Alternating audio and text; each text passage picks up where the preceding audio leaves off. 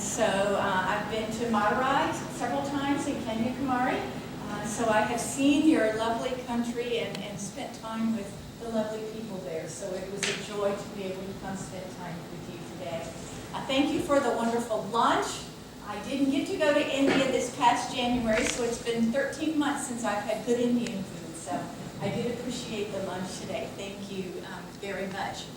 So as we start thinking about our task for today, what we want to focus on, I want to get you thinking in a certain way. So I'm going to give you what's called an anticipatory guide or an anticipation guide.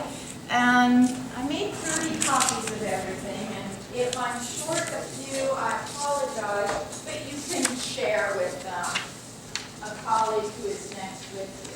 So if you could make sure at least every other person gets one of these. And what I'd like for you to do is just to take a couple of minutes and jot down your thoughts to these questions. And you can do so right on the little piece of paper if you have it, or you can do so on your notebook. There are 3 questions. Were there any extras anywhere? Okay, here's a couple of extras. Anybody need some to be able to see? Okay. So if you take about 2 minutes and jot down your thoughts on those questions. If you are not sure or don't know the answer, that's completely okay.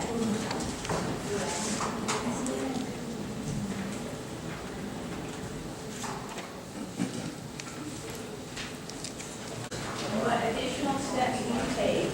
The second one, what were the objectives of the last lesson that you taught? And the third one, what should be the role of formative and summative assessment in instruction? Here's my original. I just tore in half to needs one. Everybody got one?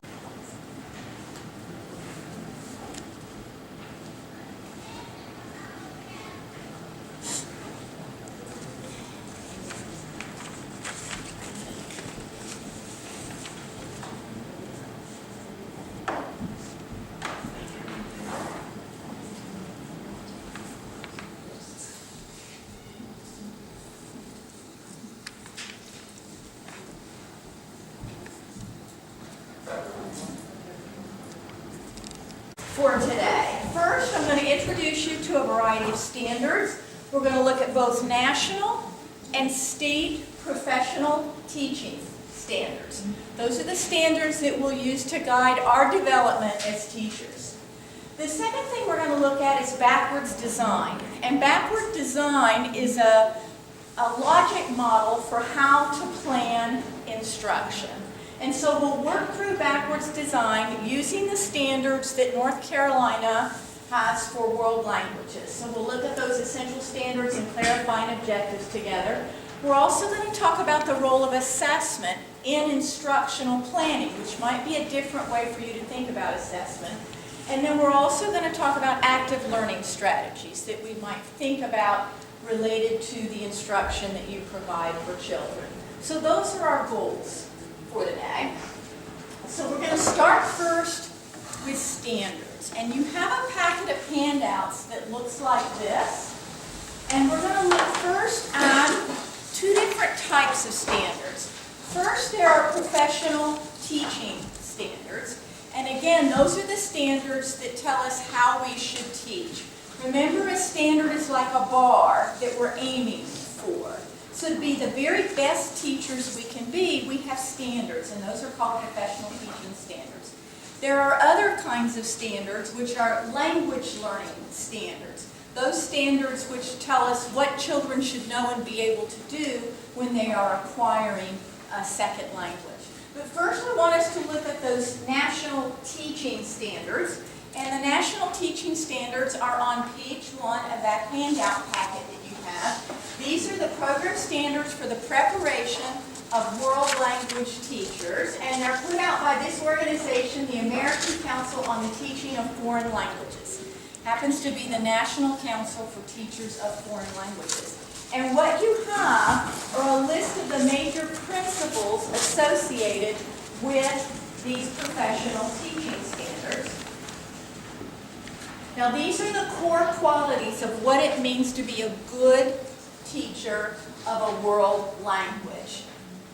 So how do we become the very best teachers? We look at these standards. So if you look at Principle A on the paper that you have, let's see.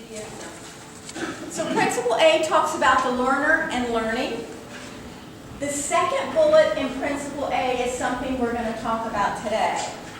Integrations of standards in planning, classroom practice, and use of instructional resources. We're going to talk about that today. Principle B is about content. You know way more about the Tamil language than I do. I'm not even going to begin to try to teach you content. You've got Principle B down pat. So we're not even going anywhere in Principle B today. Principle C has to do with instructional practice. So we're going to work on the first bullet and the third bullet. Assessment and impact on student learning, as well as, again, integration of standards with classroom practices and instructional resources. And then Principle D about professional activity, we're not going to do anything with that today. Now, one way that you can use this document is to think about your professional development goals as a school and as a faculty. And I think the best professional development plan is created with the faculty in mind. It's not something that the principal dreams up and tells you this is what we're going to do. But these standards are a good way to start thinking about how do we want to grow professionally as teachers. So just in the little bit of interaction that we have had, I thought, well, maybe their professional development plan might look something like this. Not saying this is what it should be, but it's a way to start thinking about it. Here it is. So, the Cary School Professional Development Plan. So for today, session 1, we're going to talk about instructional planning, and we're going to talk about assessment or impact on student learning. You might have another professional development session later where you'll focus on the language acquisition theories and knowledge of students. In other words, how do children learn a language and what is the nature of that learning? Or you might do things related to advocacy and ethics for professional educators at that particular session. And then you might have a third session that would be specifically about instructional design. Now that you know a lot about the learners, now that you know a lot about the standards and assessment, you can think more purposefully about instructional design. So all I did to come up with this plan was use the National Professional Teaching Standards of what it means to be excellent teachers of language. Does that make sense as you think about your own professional development? I think the best professional development is purposeful, and it fits within a framework of where we're trying to go, what we're trying to become as a faculty and as a school. So we're going to go back. So we looked at national teaching standards. North Carolina also has a set of teaching standards, and they're called the North Carolina Professional Teaching Standards. And if you look at handout number 2, and I'm not sure if it's on the back of that first page, it probably is. Yes, it's on the back of that first page. Starts out excerpts from the North Carolina Professional Teaching Standards. The entire document actually looks like this, and I gave you a link at the top of the page if you wanted to go to this document and look at the whole document. My students at Elon spend all 4 years of their college career working on moving towards these standards. So we're not going to accomplish them all in 1 2-hour session. But this is how North Carolina defines quality teachers. What does it mean to be an exceptional teacher in North Carolina? Those are the standards. Now what I did was I pulled out a few that I think relate to what we're going to do today. So you'll see standard 4 there. I think I've left them up here as well. Standard 4 says teachers facilitate the learning for their students. We're actually going to work on bullets 2 and 4. Use a variety of data sources for short and long-range planning based on the North Carolina Essential Standards. And then the 4th bullet in that section, monitor and modify plans to enhance student learning. Those are the things we're going to work on today. So when your accreditation team comes and they talk about what are you as teachers doing to develop your craft as teachers, you can point to these 2 bullets and say these are the things we're working on. We're purposefully thinking about as we grow as a body of teachers. The next part of Standard 4 talks about using a variety of methods for assessment, and we're going to talk about assessment today. We're actually going to cover all 4 of those bullets. Use multiple indicators, both formative and summative. That was on your little anticipation guide, wasn't it? Maybe you weren't real sure what that is. By the end of today, you'll know exactly what that is, and you'll know exactly what they mean by it in the professional teaching standards. Provide opportunities for self-assessment. Use feedback to increase student learning. We're going to talk about all of those today. Use assessment to inform instruction and demonstrate evidence of 21st century mastery of content. Skills, knowledge, performance, and dispositions. So we're going to do all of those standards today. And the last one I think we'll touch on today is standard number 5, teachers reflect on their practice. So we're going to think systematically and critically about learning in the classroom, why it happens, and what can be done to improve it. And you're going to be doing that with the colleagues at your table. We're going to think about how we can collect and analyze student performance data in ways that will help us to improve our effectiveness, not just measure student learning, but help us to improve our effectiveness as a teacher. And then adapt practice based on research and data to best meet the needs of students. We're going to look at that today. So I used both the national and the North Carolina teaching standards to think about how we would grow as professionals today, so that you could talk about your professional development being tied to those standards. Has anybody seen the North Carolina professional teaching standards before? Yeah, I wouldn't guess that you would have, because you're not professional educators and that's not your 40-hour week job, so you probably wouldn't have seen these. But all of the teachers that work with your children in the schools, public schools or private schools, they know exactly what these documents are. These are the standards that they are aiming for. So because you are language teachers, at least one day a week, I wanted you to kind of see those as you thought about your own professional development. Make sense? All right, so let's go back. So the set of standards that we've looked at, we've looked at one kind of standard, those that set the bar for what it means to be a good teacher. We looked at national and state level standards. The next kind of standards we're going to look at are completely different, and they're the standards that help us know what we need to teach children. And again, there are national standards. If you look at page 3 in your handout packet, these are the national standards that says the World Language Organization for Teachers of World Languages has these standards, and they said these are the things that students need to learn as they're learning a language. And they call them the 5 C's. You can see them, I think it was on the 2. Communication, culture, connections, comparisons, and communities. And within each of those domains, there are a handful of standards. All right? What I'd like for you to do is talk with somebody at your table, read through these standards, and give yourself a score. We've got a Likert scale from 1 to 7. 1 means I never teach to this standard. 7 means I teach to this standard all the time. Every time I come to school, I teach to this standard. And then 3, 4, and 5, are somewhere in the middle on that range. So just next to each standard, talk with somebody next to you and decide 1, 2, 3, 4, 5, 6, 7, and go all the way down the page. Take a couple minutes to do that quickly. So talk. towards some of those standards a lot. And other standards you maybe hadn't thought about, or it just doesn't necessarily fit in maybe with the level of children that you teach.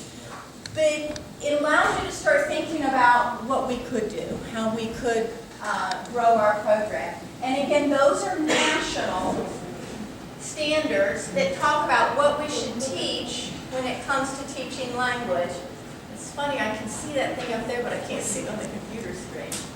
So let's go back and we're going to look at one more set of standards. And you're going to see in a minute why I keep focusing on this. So the next set of standards we're going to look at are the North Carolina standards. And the accreditation that you're desiring to have is at that state level, right? And so you need to know what the North Carolina language standards are for children who are learning language. So I have it laid out there for you, but if you look on your handout, it's actually a 2-page document. It starts on page 4. Yeah. Starts on page 4.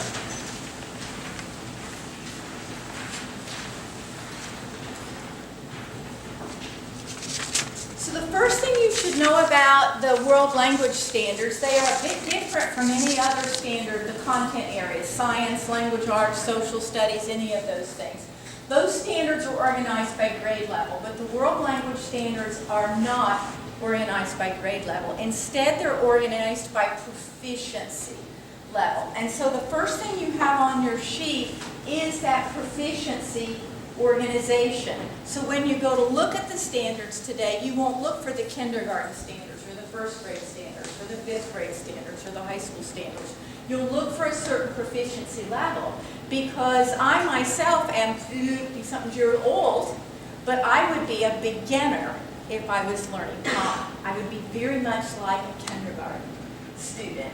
So that's why they've organized the standards by proficiency instead of by grade level.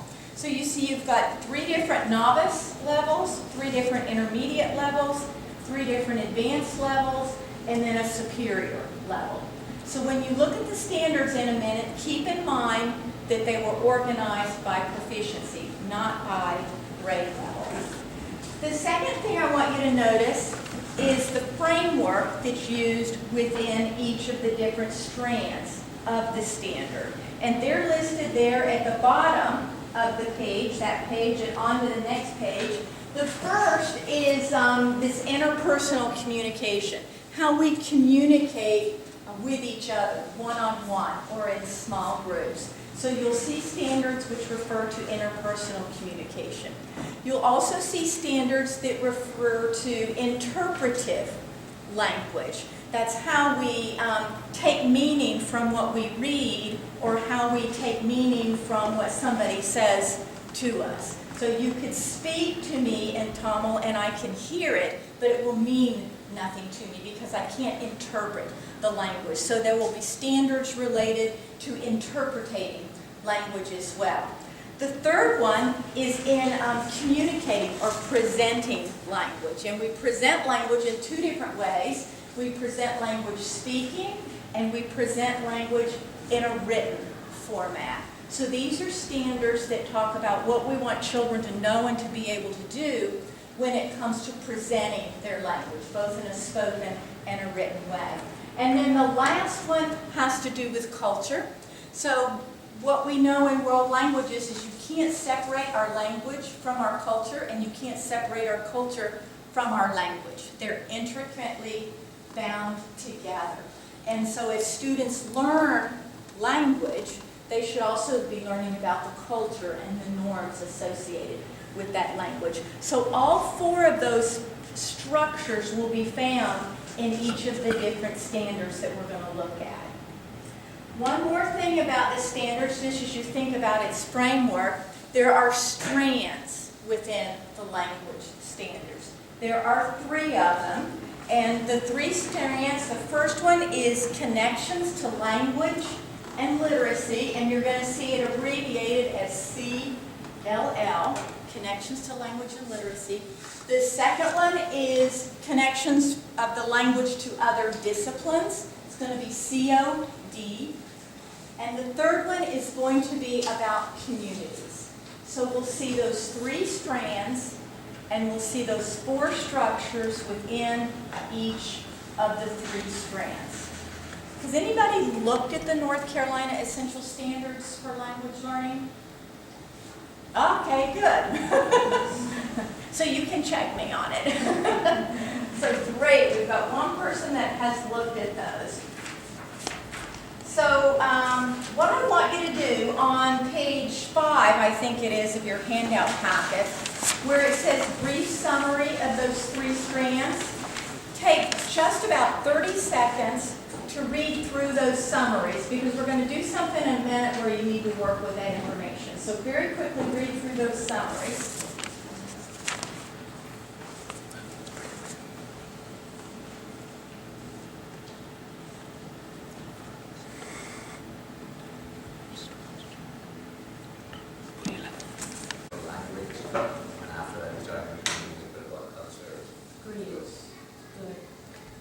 And we're going to see those cultural standards in the document that we'll get to.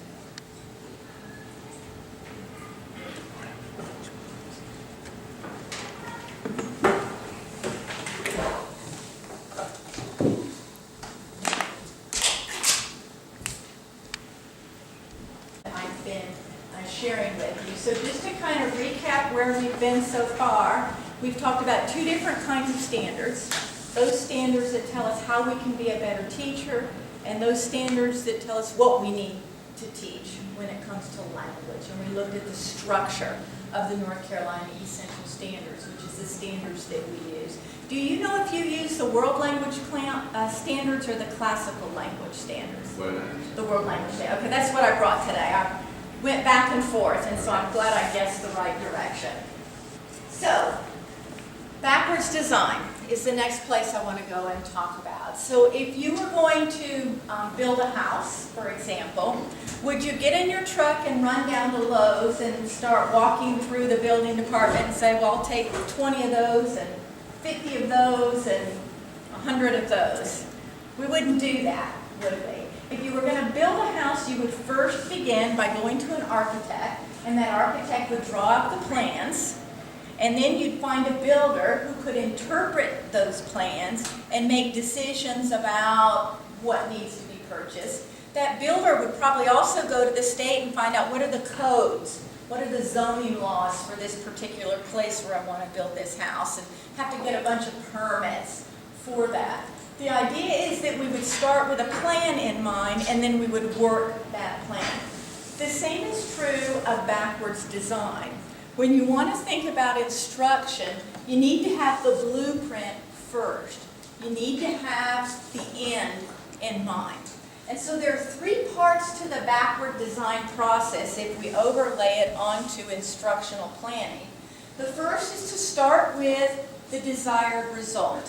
What is the outcome that I want my students to be at before I ever even start to think about what I'm going to teach and how I'm going to teach it? There's my outcome.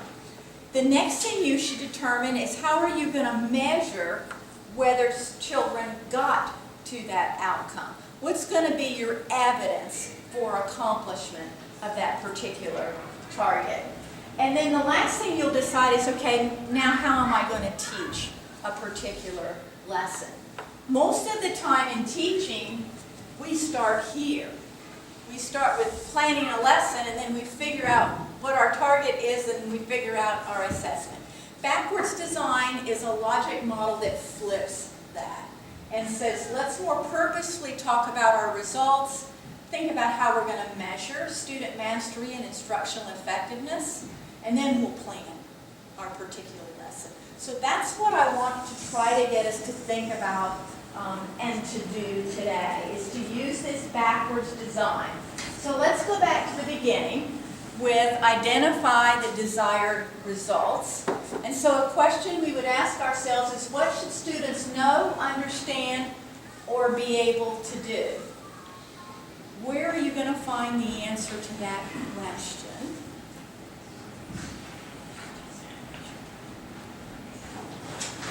Where will you figure out in North Carolina what children should know and be able to do if you are a teacher of language?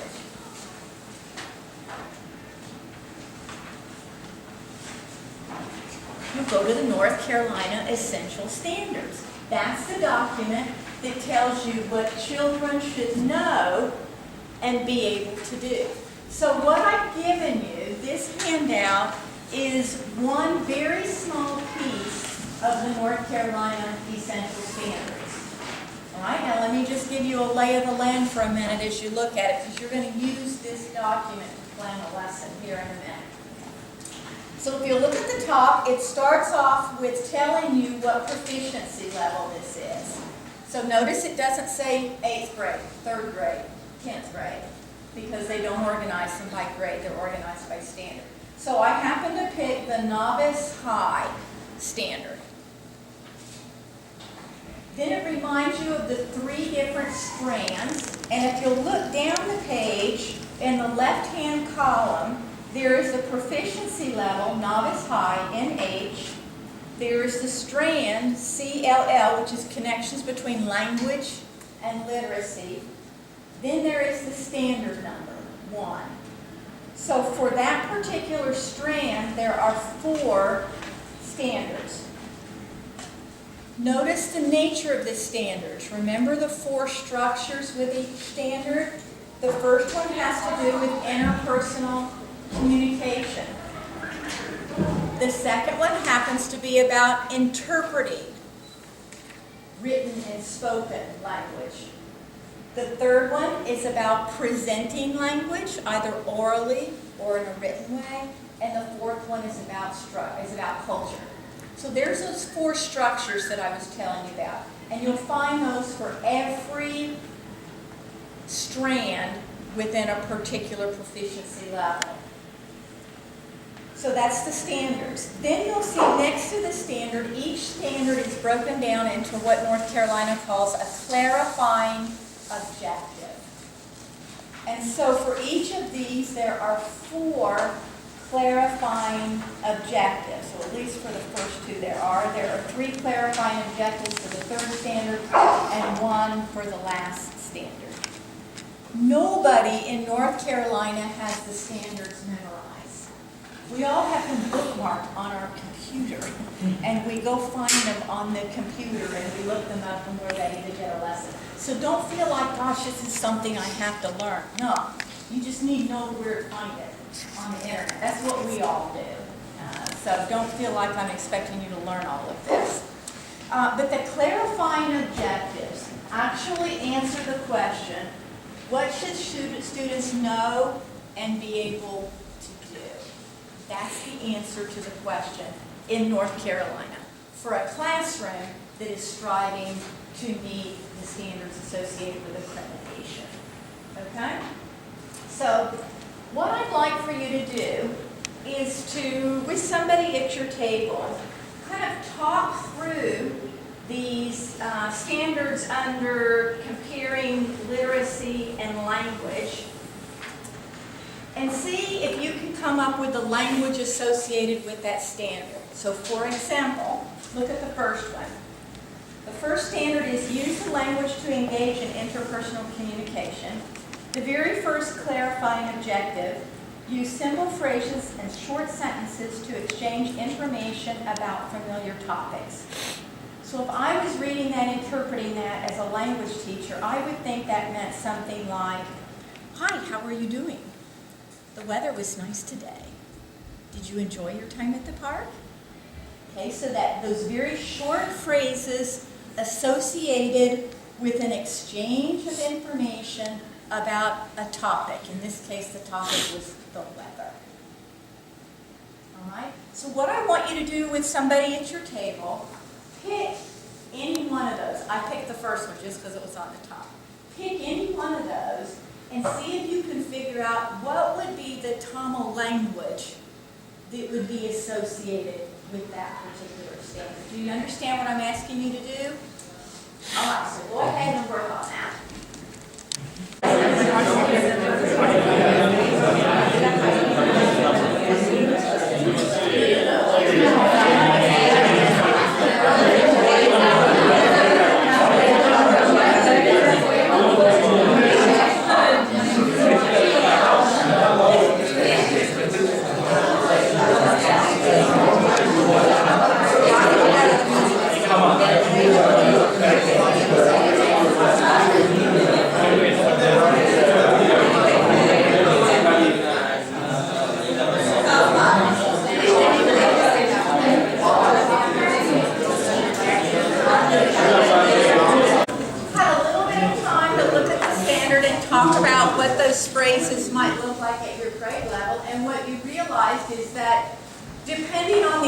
children you're working with, this is going to look very different. So we might have all been looking at the same standard, but our language would have been different given the age of the children that we were working with. So I had to do that little exercise because I wanted you to spend a little bit of time thinking about the standards and thinking about using those objectives as your desired result, as your end in mind.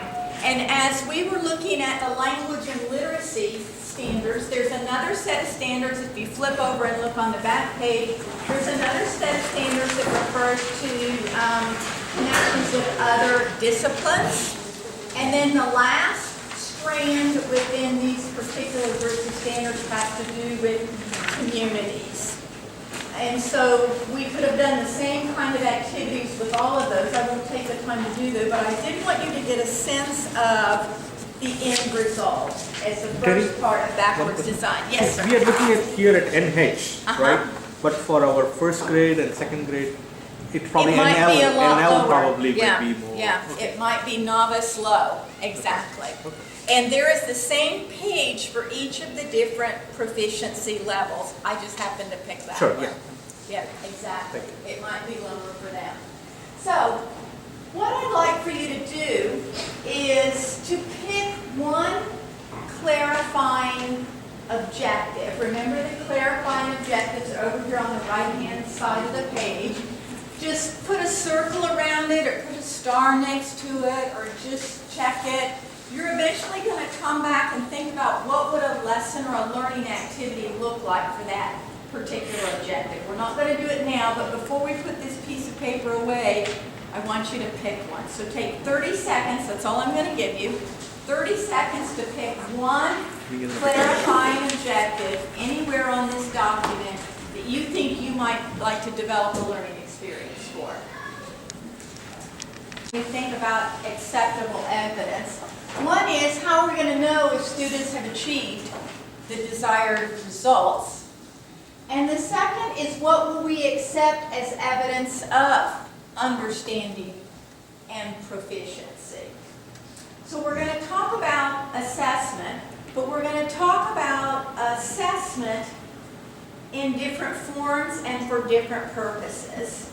So on the blank side of that piece of paper, maybe about halfway down, draw a line, and in about 60 seconds with those people at your table, brainstorm all of the different kinds of assessment that you can think of. So probably the first one that comes to mind is our favorite, the exam, right? So exam's going to be your first one, and you have 60 seconds to write down as many types of assessment as you can come up with. Go. And what's the first one? The second one was homework and quizzes. Those were the most common. And those indeed are common kinds of assessments. But what I want to challenge you to do today is to maybe rethink assessment. So what does exam, homework, and quiz, the top three, what does that tell us about our students? Why do we give those three forms of assessment? Reading and understanding and also counting.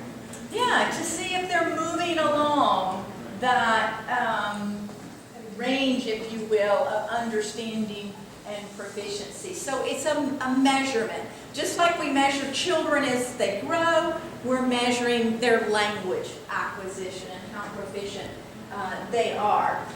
Most of the time, though, we think about collecting assessment at the end of a learning experience. And I want to encourage you to try to think about assessment as something that you do during the learning experience. Think about it this way. How many of you believe that there is one single photograph of you that in its entirety demonstrates who you are as a person? None of us, because we're such complex creatures. Instead, it would take a scrapbook of photographs to show me standing here professionally before you, or in my bathing suit behind a speedboat water or skiing, and all the other different aspects of who I am as a person. The same is true of our children's learning. We need that scrapbook approach to assessment. And that's what I want to try to get you to think about as we think about collecting evidence over time instead of at a single moment in time after we've taught a lesson, which in essence is what our exam quiz and homework is sometimes. So we're going to think about 3 different purposes of assessment.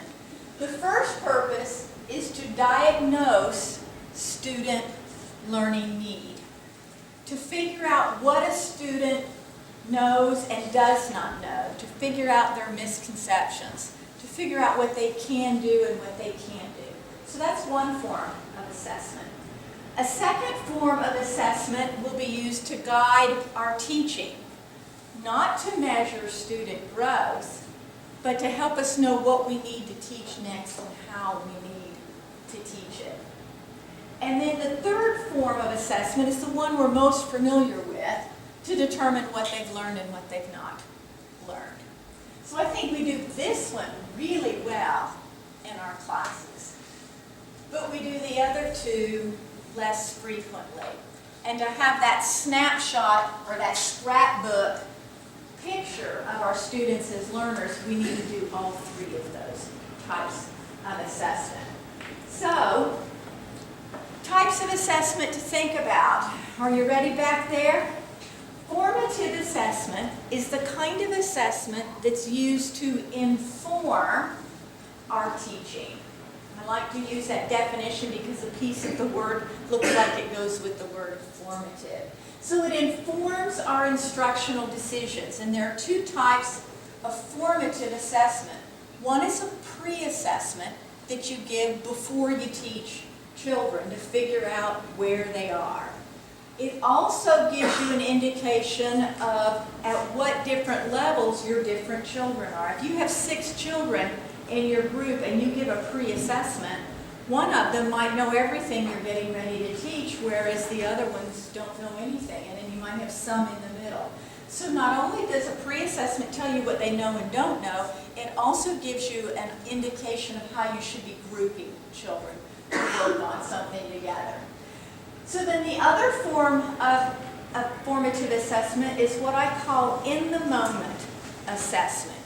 You're teaching, and in that moment you are also assessing. Oftentimes it's with questioning. Oftentimes I heard some of you write down recitation, listening to diction, and you give feedback on that in the moment. That's assessment in the moment, and that's a type of formative assessment. It's used to guide your teaching. And then the last one, the other type of assessment, is summative assessment. This is the one we're most familiar with. The kind of assessment that we give at the end of the lesson that measures the student learning in that particular kind of lesson.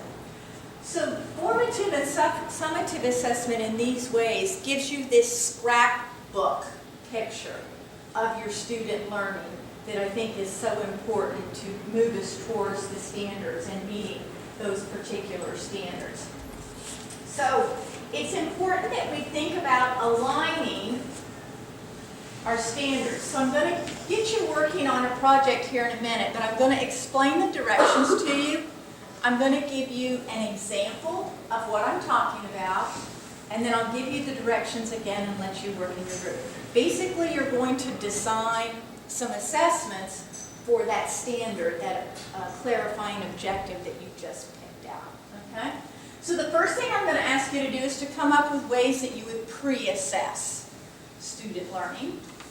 And then I'm going to ask you to come up with ways that you would formatively assess student learning, that in-the-moment assessment. And then I'm going to ask you to come up with ways that you would summatively assess student learning. So pre-assess, formative in the middle, and summative at the end. So let me give you an example. Okay, to start you thinking. I'm going to prime the pump. Let's say that this is the objective that I selected. It's a Connecting Language and Literacy Standard 3.1. It says create simple phrases and short sentences in spoken or written presentations provide information about familiar topics. That's my desired goal. So what evidence am I going to collect? Well, first thing I'm going to do is pre-assess. And so I'm going to ask the children in my group if they will bring in a picture of their family. And then in their small group, I'm going to ask them to tell all of the other students about the people in their family. And I'm going to tell them they can use the English words or they can use the Tamil words. Whatever they're most comfortable with is what I want them to use. And so they might use a mixture of the two, I would guess. But as they are telling about their family in that particular picture, I'm listening to the words that they know and the words that they don't know. And I might even be jotting them down on a little notepad. Well, she doesn't know the word for mother. Doesn't know the word for my mother's a doctor. You know, the phrases that she uses in English are the ones I'm jotting down because those are the ones I need to teach her in Tamil. So this is a pre-assessment. And it helps me know what my children can and cannot do. And it helps me to be thinking about how I want to deliver the lesson for the children. So wheels are starting to turn in my mind. Okay, what do I think I want to do? But I'm not deciding yet. Before I do that, how am I going to assess in the middle of the learning process? Well, one of the things I'm going to do is I'm going to listen to students as I give them the language that they need to have. As they work with their partners, I'm going to listen to them and I'm going to give them feedback. You're explaining your family to these guys over here, and I hear you mispronounce a word, and I'm going to say, wait a minute, the correct way to pronounce that is whatever it is. And I'm going to let you repeat it back, and I'll repeat it to you, and I'll repeat it back, and then you're going to go on. So that's just-in-time teaching where you're giving that feedback and you're using that formative assessment. The other thing I might do is I might give a quiz. There's one of our favorites. Give a quiz using flashcards. The phrases that I've taught, I might put them on flashcards, and I might set you aside from the others and say, okay, run through these with me. And so I'll teach as I'm listening and giving you feedback on talking there as well. And then I'm actually going to have you do a presentation, but I'm going to have you first give a draft of that presentation, and I'll give you feedback on the draft of that presentation. Now, within this formative assessment time, what's the common word that jumps out at you, particularly since I made it bold up on the slide?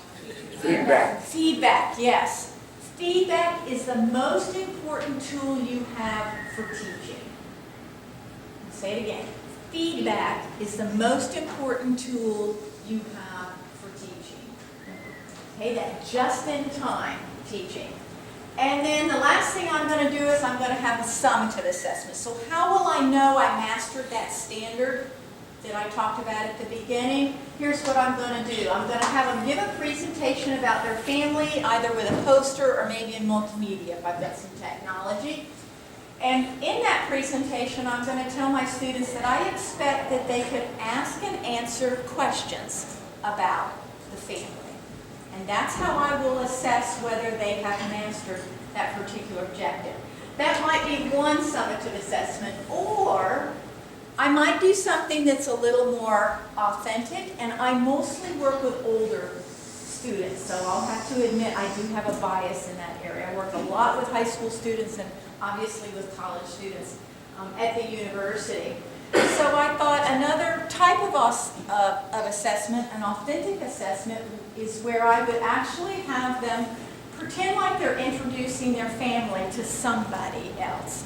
And if I was working with high school students, I might say, all right, you're in my group, pretend you are introducing your girlfriend to your parents, your new girlfriend to your parents. Or pretend you're introducing your family to, who's a famous cricket player in South Korea? Whatever. Or to some other person that a student might think was important. Maybe the governor of North Carolina was going to come to your group. How would you introduce your family to the governor of North Carolina? And I would have them work on that and that would be the summative assessment.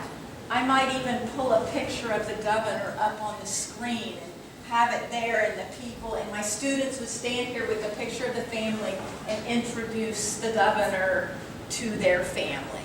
And I would listen to them as they did so for how well they pronounce the language correctly. So what I've done is I took a standard, a clarifying objective, I decided what my pre-assessment was, I decided what my formative assessment was, and I decided what my summative assessment was. What I want you to do at your table is talk about ideas that you would do for your particular objective. What would be your pre-assess, what would be your formative assess in the middle, and what would be your summative assess at the end? Do you understand what I'm asking you to do? Okay, go ahead.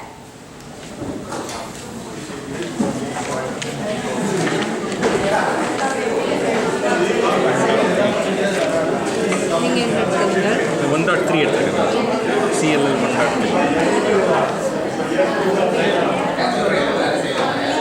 Ideas about reassessing first graders. It's harder with first graders.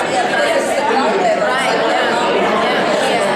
But definitely with the distance and the summative, that would be, that's what we do most of the time.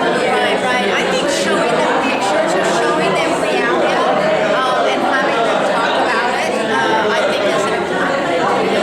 I think with young kids, you can do a lot of things with centers as well. So you can have smaller activities going on, and then they can do bigger activities. Our presentation today is talk about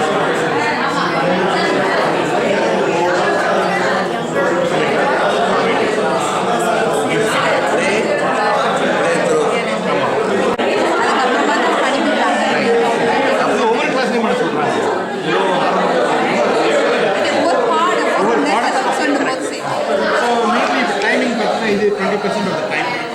இது வந்து 80% of the time. 70% of the time.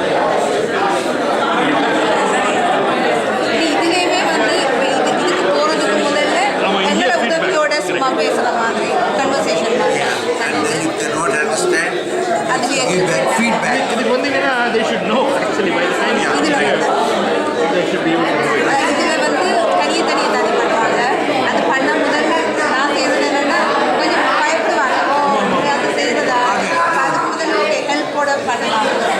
Had an opportunity to think about assessment, and hopefully you're thinking about assessment not just a way to measure student learning, that's one way, remember, but another way to think about assessment is to inform your instructional decision, helping you know what you're going to teach, to whom you're going to teach it, and in what way you're going to teach it. So we've got the first two parts of backwards design. We've determined the desired results. We've used the standards for that. We've determined acceptable evidence. We looked at different kinds of assessment, and we talked about that scrapbook approach to collecting evidence of learning. Now, the last thing to do is to plan your learning experiences, to plan your instruction. And so what I've done is I'm going to give you a sample of a lesson that uses a variety of different active learning strategies, we call them. And so for this particular lesson that I would develop, the first thing that I would do is I would give students a phrase list for the target language. Now, I would know what that phrase list was for two reasons. I had looked at my standards, and I had pre-assessed my students. I would know the phrases that they know and the phrases that they don't know. And that's how I would come up with my phrase list for the particular standard that I identified earlier. I would use some cards to introduce that language to the students so that they could hear it being pronounced, and they would have an opportunity to pronounce it back to me. Then I would give the students a graphic organizer, and hoping there will be enough of these for everybody to look at, and if you'll just front. Don't worry about what's on the back yet. The graphic work, I'm going to skip you all, make sure I have enough in the back, okay? The graphic organizer is an instructional tool.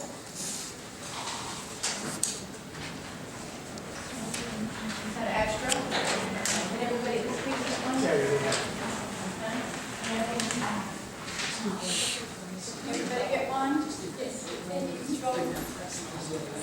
Did everybody get one here? So I would give the students this graphic organizer, and I would ask them to work with a partner. Collaborative learning is an active learning strategy. So with their partner, I would ask them to create a draft of the presentation, the introduction that we were talking about earlier. And as they worked on that draft, I would kind of move around from group to group, and that's what where I would give that feedback, that just-in-time teaching. So a graphic organizer, and you can see from this graphic organizer, the name of the family is in the center, and then there are a variety of statements around the outside to give them an idea of how to introduce their family. So who is in the family? This is my brother, this is my sister, this is my mother. How is that person related to me? What does he or she look like? What does he or she like to do? What does he or she like not to do? Clean their room is typically one that I hear. And what activities do we like to do together as a family? So with these kind of questions, the students then would work with a partner to be able to make the introduction in the target language.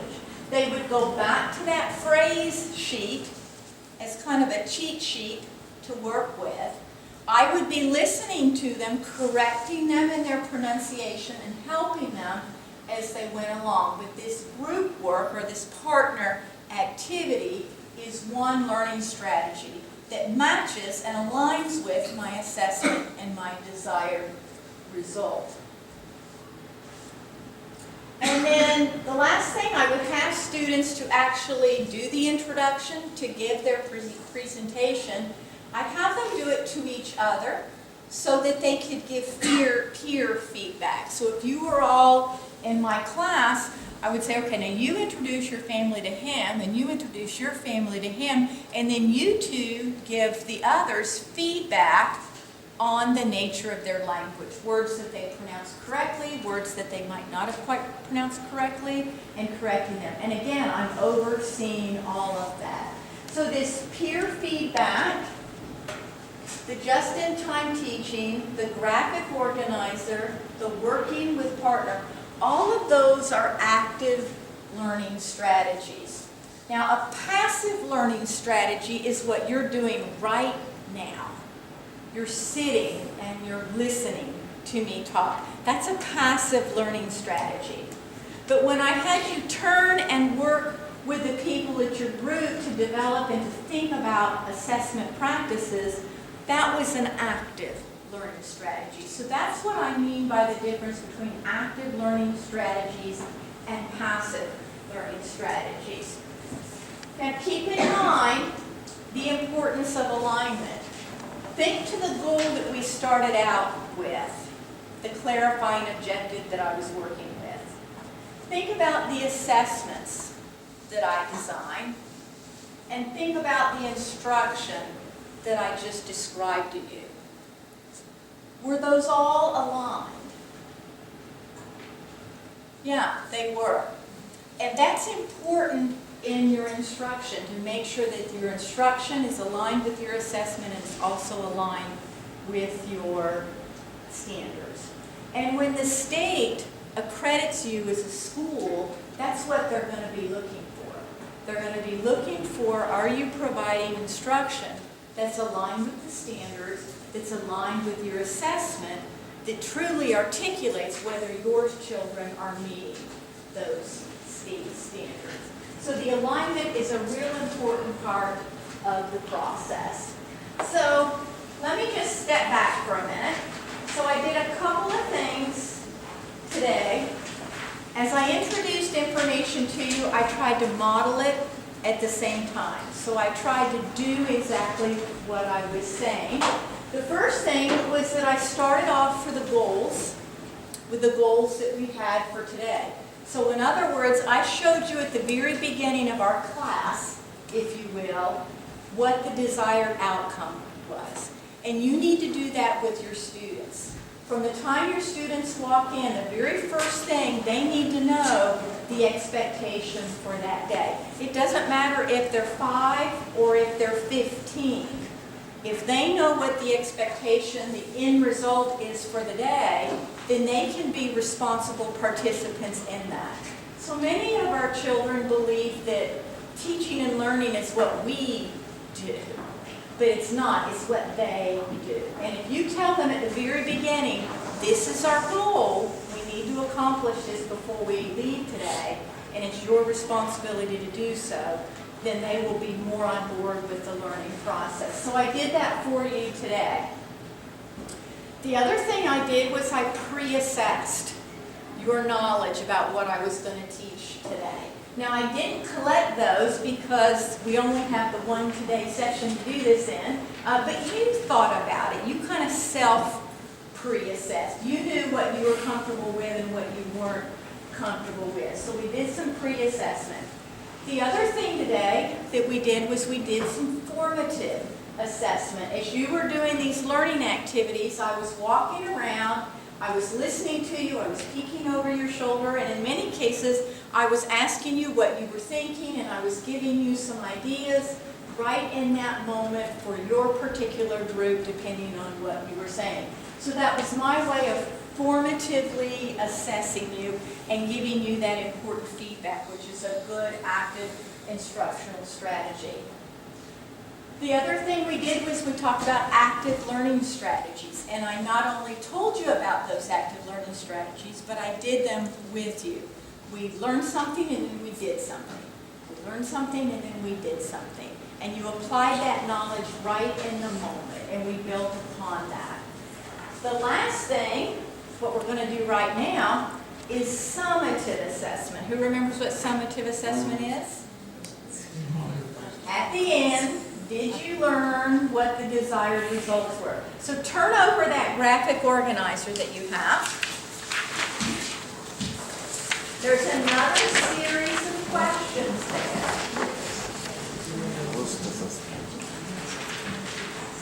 Take a few minutes, your comments. I knew yours didn't. I gave you the teachers. Take a few minutes to see how well you can answer those questions. And the last one is really important as you think about your own professional growth.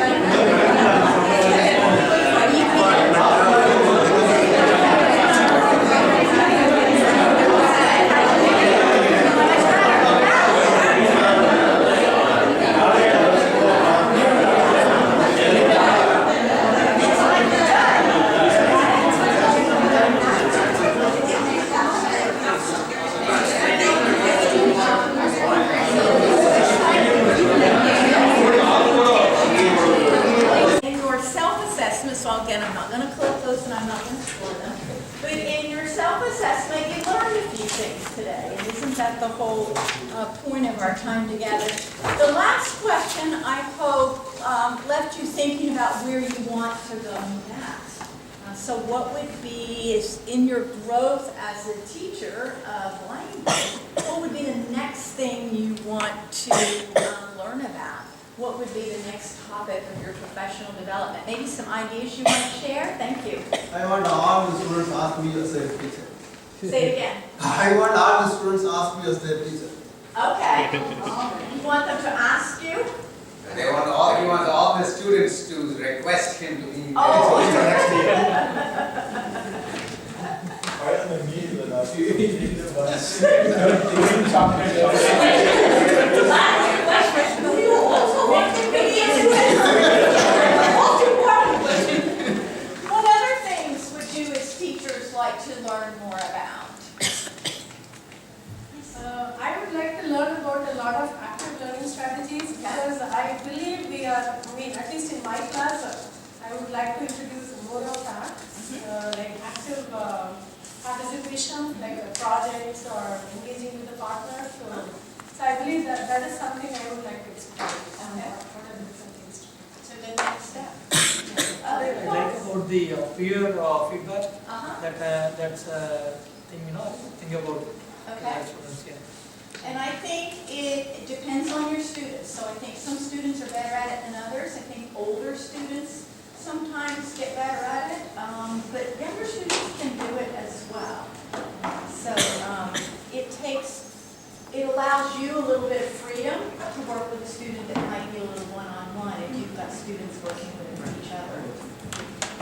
So I would think like not only active learning strategies, but use the strategies in the fun learning environment so the kids can be always excited to come to the class, learn something new, and apply on the daily classes. Yeah. So We call that meaningful learning experiences. Not all learning experiences are meaningful for every student, and you know what those students look like when they're not engaged in the learning process. So exactly. the student engagement is very important. Is there a particular technique that you would adopt to bring your students at a lower level to be involved with other students?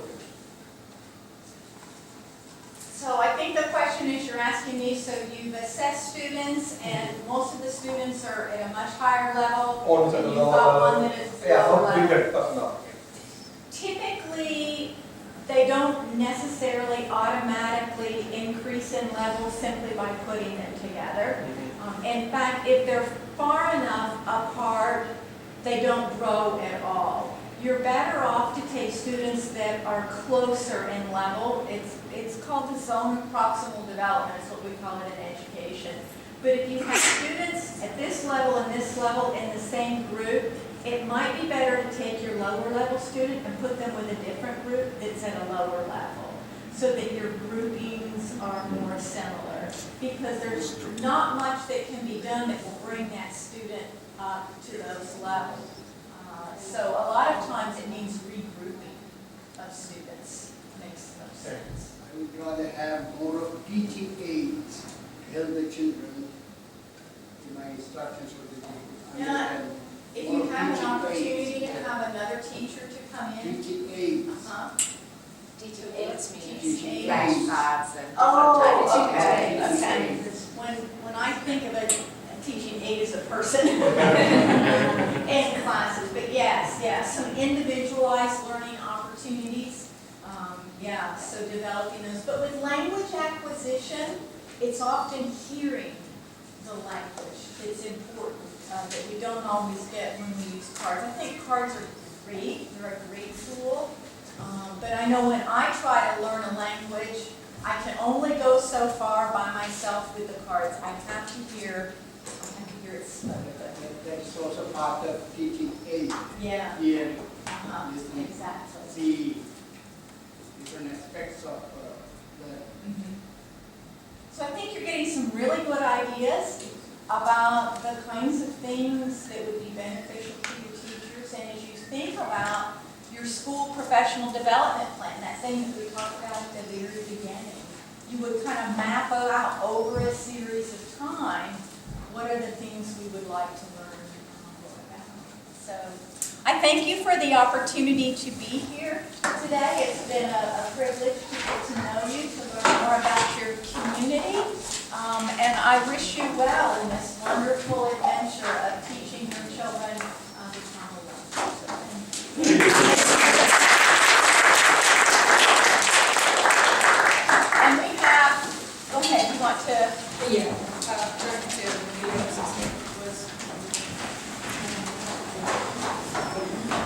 I want to thank Professor Tomasek on behalf of Cary Tamil School, on behalf of the Board of Governors, the teachers, students, parents, and all our well-wishers. It's an excellent presentation. This is one of the best presentations I have ever attended. I have been teaching for many years. I have taught many years. I learned a lot of new things. You start with the goal, and then pre-assess, then formative assess, active engagement, and then summative assessment. It's all wonderful. Everything was done very well. We are all so thankful to you. And Professor Tomasek had a lot of work during this weekend. Her son is getting married, and she had to do a lot of work in connection with that. In spite of that, she came here and gave a wonderful presentation. All of us learned a lot of new things. I'm sure you will all agree with me on that. And I also want to thank Dr. Sivayogan for arranging this. Without his help, we would not have known about you, and we would not have had this wonderful opportunity to learn new things. And we all are a bunch of great teachers. You all have come here in spite of all your multivarious activities and commitments and everything. And, I have no words to express gratitude to everybody here. Thank you so much. Thanks everybody.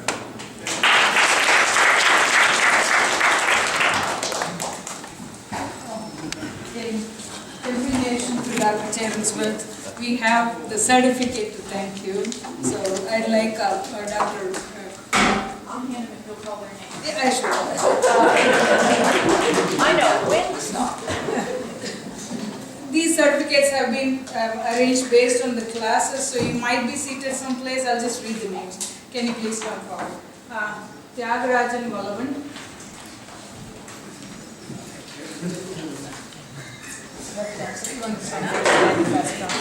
Mohana. Thank you so much. Indira Devi Swaminathan.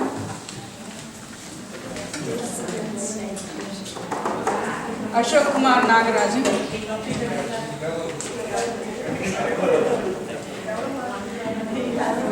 Meena Ilanjayan. Ramesh Ratnakumar.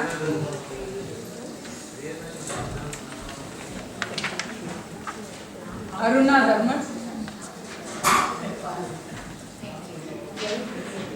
Sabita Tikarapan. Doreen Karnakaran. Karthikeyan Nagalingam.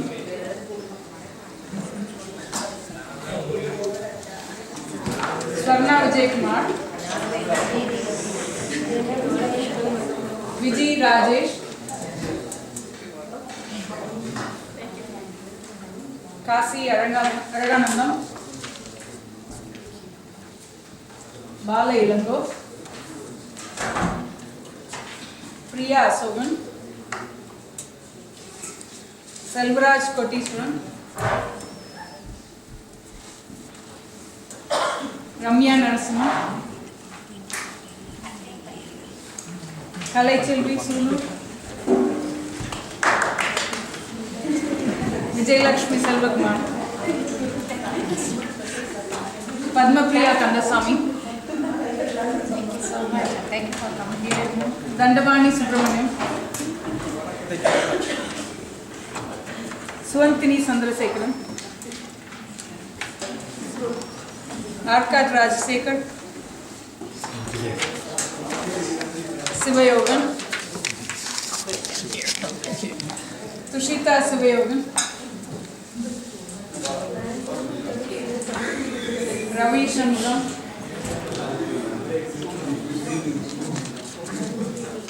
Dr. Tanichera, Karthikeyan, yes.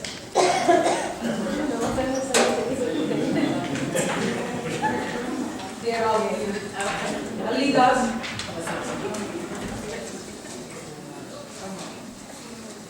Bharati Pandi, Sivagami Anandri, Ramya Varadarajan, Rajanayaki, Murugaya Munishwara,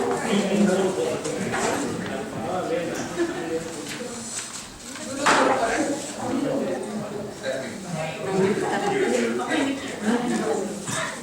Selvan Kachik.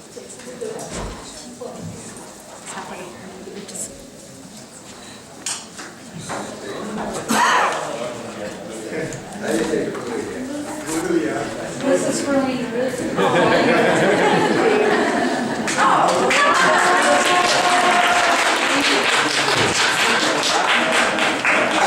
good to see you all. That was wonderful. It is.